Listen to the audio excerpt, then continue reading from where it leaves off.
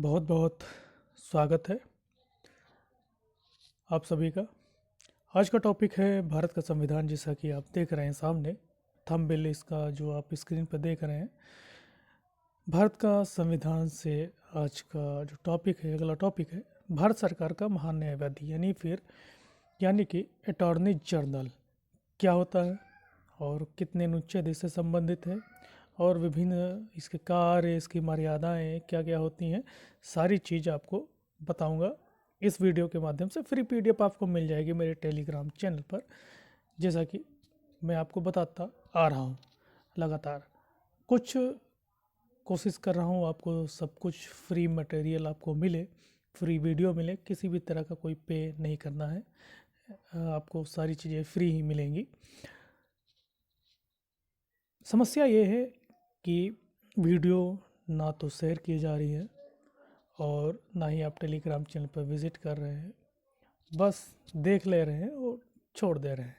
चलिए, इससे कोई फ़र्क तो पड़ेगा, लेकिन मुझे मेरा काम है फ्री पीडीएफ देना, वीडियो आपको देना, वो मैं करता रहूँगा। आपका सहयोग ज़रूरी था, इसीलिए आपसे कहा। एग्जैक्ट आपको दिखेगा, ठीक है। तो शुरू करते हैं। महान्यायवादी या अटॉर्नी जनरल। असल में महान्यायवादी अटॉर्नी जनरल होता क्या है? महान्यायवादी भारत सरकार का कानूनी सलाहकार होता है, यानी विधिक सलाहकार होता है भारत सरकार का। एक तरह से कहें तो महान्यायवादी भारत सरकार का एक वकील होता है, ठीक है। भारत सरकार को विधिक मामले में, जिसे हम लोग कानूनी मामले में कानूनी सहायता प्रदान करना मुख्य उद्देश्य के तहत इसे संवैधानिक पद को लाया गया है कि कानूनी सहायता उसे भारत सरकार को मिल सके। भारत सरकार को कानूनी सहायता प्रदान करना, यह एक संवैधानिक पद है क्योंकि संविधान में इसका उल्लेख है, ठीक है। भारत सरकार का मुख्य कानूनी अधिकारी या फिर कहें भारत सरकार का प्रथम विधि अधिकारी होता है महान्यायवादी।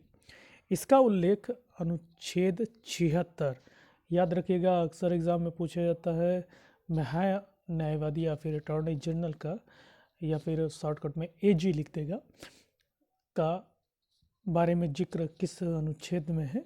तो 76 में, ठीक है। 76 आर्टिकल 76 में इसके बारे में बताया गया है, महान्यायवादी के बारे में। महान्यायवादी की व्यवस्था भारत के संविधान के अनुच्छेद 76 में की गई है। किस तरह से इसकी नियुक्ति होगी, योग्यता क्या होगी, कार्यकाल क्या होगा और अपना त्यागपत्र कैसे देगा और इसकी नियुक्ति भी कौन करेगा, ये सारी चीज़ें इसमें दी हुई हैं। तो भारत के महान्यायवादी की व्यवस्था, जैसा कि मैंने बताया कि अनुच्छेद 76 में है। नियुक्ति राष्ट्रपति के द्वारा की जाती है, लेकिन मंत्रिपरिषद की सलाह पर, राष्ट्रपति कोई भी काम करता है तो वो मंत्रिपरिषद की सलाह पर काम करता है, ठीक है। योग्यता क्या होती है? योग्यता सर्वोच्च न्यायालय का न्यायाधीश बनने की योग्यता रखता हो, ठीक है। एक तरह से एक अच्छा खासा वकील हो, प्रैक्टिस की हो, ठीक है, योग्यता रखता हो सर्वोच्च न्यायालय के न्यायाधीश बनने की, ठीक है। कार्यकाल, कार्यकाल जब तक राष्ट्रपति चाहेगा तब तक, यानी कि मंत्रिपरिषद जब तक चाहेगी तब तक यह कार्यकाल में रह सकता है, ठीक है। पद धारण कर सकता है, राष्ट्रपति के प्रसाद पर्यंत पद धारण करते हैं, ठीक है।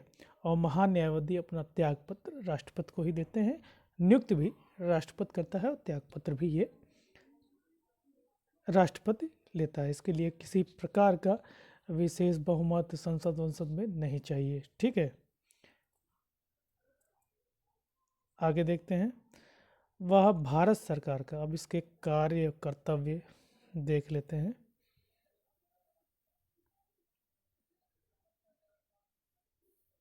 हाँ, कार्य कर्तव्य देख लेते हैं इसके। दिख रहे होगा, अगर साफ नहीं दिखाई पड़ता है तो इसमें आपको डरने वाली चीज़ नहीं है। आप टेलीग्राम पर विजिट करिए, फ्री में नोट्स लीजिए, ठीक है, फ्री में नोट्स लीजिए। कर्तव्य या फिर कार्य के बारे में देखते हैं। वह भारत सरकार को विधि संबंधी वह भारत सरकार को विधि संबंधी विषयों पर सलाह दे जो राष्ट्रपति के द्वारा सरकार को सौंपे गए हैं। ठीक है, यानी कि भारत सरकार को ऐसे विषयों पर सलाह दे सकता है जो राष्ट्रपति के द्वारा उसे सौंपे गए हैं। ठीक है, सरकार को सौंपे गए हैं। ठीक है, आप कह सकते हैं राष्ट्रपति के द्वारा महान्यायवादी यानी अटॉर्नी जनरल के समय के साथ साथ सौंपे गए कानूनी कार्यों का पालन भी राष्ट्रपति के द्वारा महान्यायवादी को समय समय के साथ सौंपे गए कानूनी कार्यों का पालन भी महान्यायवादी का एक प्रमुख कर्तव्य या फिर कार्य होगा। ठीक है, राष्ट्रपति कोई भी कार्य समय के साथ साथ अगर महान्यायवादी को देता है तो उसे समय के साथ साथ वो काम करेगा। जैसे कि सर्वोच्च न्यायालय के पास राष्ट्रपति है या फिर प्रधानमंत्री सलाह के लिए अटॉर्नी जनरल को ही वो भेजते हैं, स्वयं नहीं जाते हैं। यही महान्यायवादी सुप्रीम कोर्ट के पास सलाह के लिए जाता है किसी मामले को लेकर या फिर किसी विधिक राय के लिए। ठीक है, संविधान या किसी अन्य विधि द्वारा प्रदान किए गए कार्यों का निर्वहन करना भी महान्यायवादी का कर्तव्य होता है। ठीक है, या फिर कार्य होता है। संविधान या किसी अन्य विधि द्वारा प्रदान किए गए कार्यों, ठीक है, अगर कोई नए कार्य बनते हैं जो उससे संबंधित है महान्यायवादी से, वो भी उसका पालन करना एक कर्तव्य होता है या फिर कार्य होगा। भारत के राज्य क्षेत्र में सभी न्यायालयों में सुनवाई का अधिकार रखता है। जैसे कि केंद्र सरकार और राज्य के बीच कभी कभी विवाद उत्पन्न होता है तो वह उस राज्य के कोर्ट या फिर न्यायालय, हाई कोर्ट आप कह सकते हैं, वहाँ पर भारत सरकार की ओर से इसे भेजा जाता है सुनवाई के लिए। ठीक है, उसके बाद एक अनुच्छेद और है, अनुच्छेद 88। ठीक है, महान्यायवादी से संबंध रखने वाले मुख्य अनुच्छेद 76 जिसमें महान्यायवादी के बारे में जिक्र किया हुआ है। उसके बाद अनुच्छेद 88 में कुछ इसके अलग कार्य दिए हुए हैं जिसके बारे में आपको बताना चाहता हूँ। ठीक है, जो इस प्रकार है। अनुच्छेद 88 में प्रत्येक मंत्री, हाँ एक बात और करी थी कि संसद के सदस्य, चाहे वो लोकसभा हो चाहे राज्यसभा हो, ठीक है, जो सदस्य होते हैं, सांसद होते हैं, जिनके जो सांसद होते हैं उनके पास जितने विशेषाधिकार होते हैं, ठीक है, और एक आप कह सकते हैं वही सारे अधिकार महान्यायवादी के पास होंगे। ठीक है, सदस्य नहीं होता लेकिन वह सारे अधिकार महान्यायवादी के पास होंगे। अनुच्छेद 88 में दिया हुआ है कि प्रत्येक मंत्री, ठीक है, प्रत्येक मंत्री यानी कैबिनेट से जुड़ा हुआ, और भारत के महान्यायवादी को यह अधिकार होगा कि वह किसी भी सदन की कार्यवाही में भाग ले सकता है और बोल सकता है। ठीक है, संसद के दोनों सदनों में, ठीक है, मंत्री की तरह। ठीक है, क्योंकि थोड़ी गले में खराश होने की वजह से खांसी आ रही है। फिलहाल आपको बताना चाहेंगे प्रत्येक मंत्री, ठीक है, मंत्री परिषद का कोई भी मंत्री दोनों सदनों में सरकार की तरफ से जवाबदेही उनकी बनती है, तो एक मंत्री की तरह भारत का महान्यायवादी को भी अधिकार होगा कि वह किसी भी सदन की कार्यवाही में भाग ले सकता है और बोल सकता है। चूंकि वह संसद का सदस्य नहीं होता है किसी भी सदन का, तो वोट नहीं दे सकता है और भाग ले सकता है।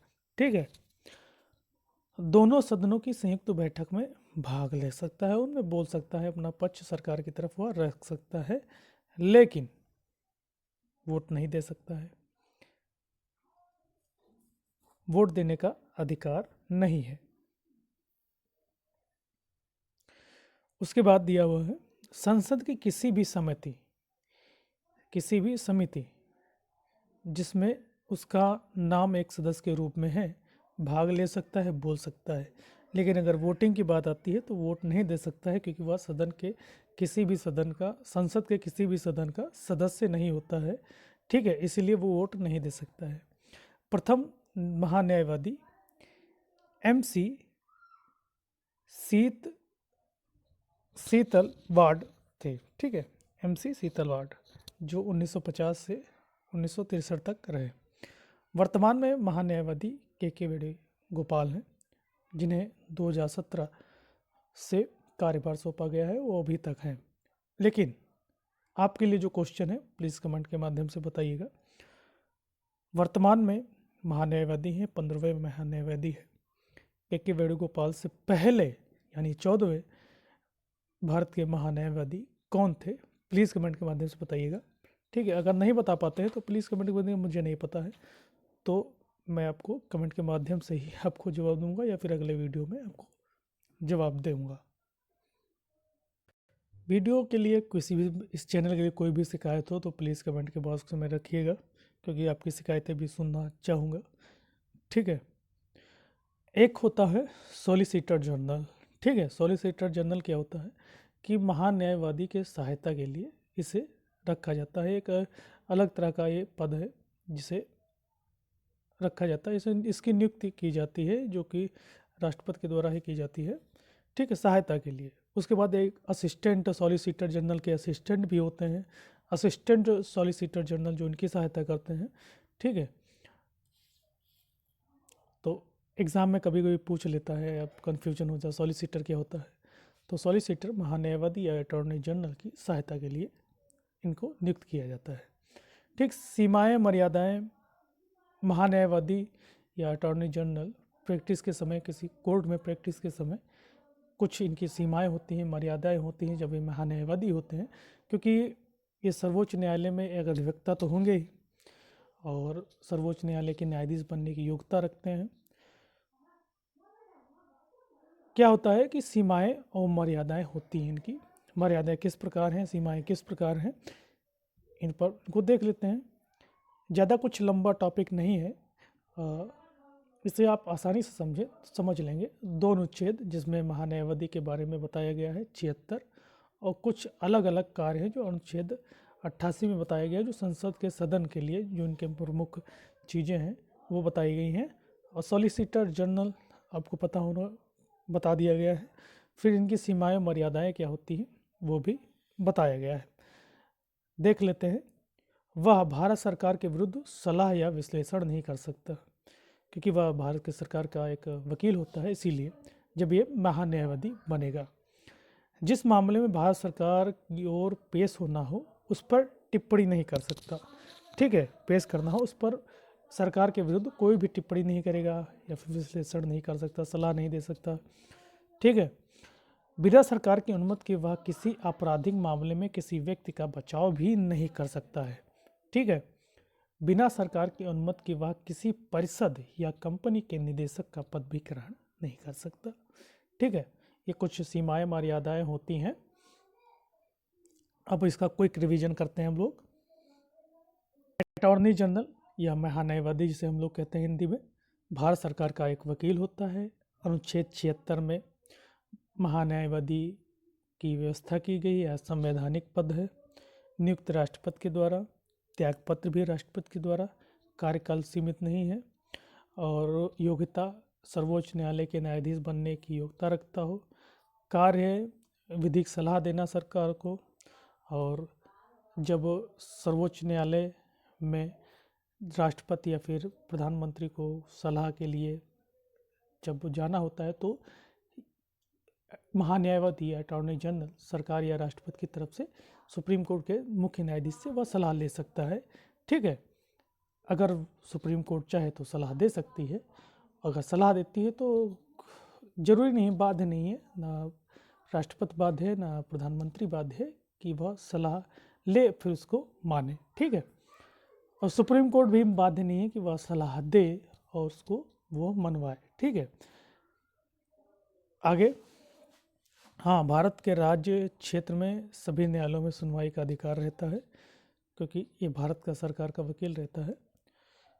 उसके बाद अनुच्छेद 88 में दिया हुआ है, प्रत्येक मंत्री की तरह वह कार्यवाही में भाग ले सकता है परंतु वोट नहीं डाल सकता, क्योंकि वह सदन का सदस्य नहीं होता है।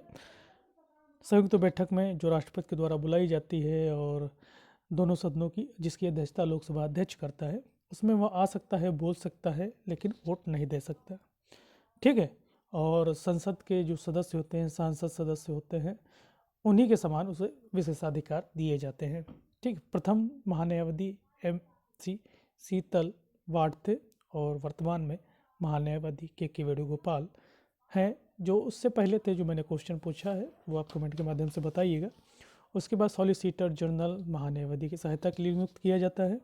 फिर इनकी सीमाएँ होती हैं, मर्यादाएँ होती हैं। जब तक ये महान्यायवादी होंगे तब तक भारत सरकार के वकील होते हैं, इसीलिए उनके विरुद्ध कोई भी टिप्पणी नहीं करेंगे और किसी आपराधिक मामले में किसी व्यक्ति को का बचाव नहीं करेंगे, सलाह नहीं देंगे। ठीक है। और बहुत सारे काम होते हैं। किसी परिषद या कंपनी के निदेशक का पद नहीं ग्रहण कर सकते। तो ये क्विक रिवीजन था महान्यायवादी का। दोस्तों इतना ही पढ़ लीजिए, इतना ही काफ़ी है। आपको मेन चीज़ है कि आपको आर्टिकल 76 याद रखना है, जिसमें बताया गया है कि भारत के महान्यायवादी की व्यवस्था की गई है संविधान में, एक संवैधानिक पद है। ठीक है। वीडियो कैसा लगा जरूर कमेंट के माध्यम से बताइएगा। वीडियो को लाइक शेयर जरूर कीजिएगा और आपके सहयोग की बहुत ज़रूरत है, बस सहयोग कीजिएगा। जय हिंद, जय भारत।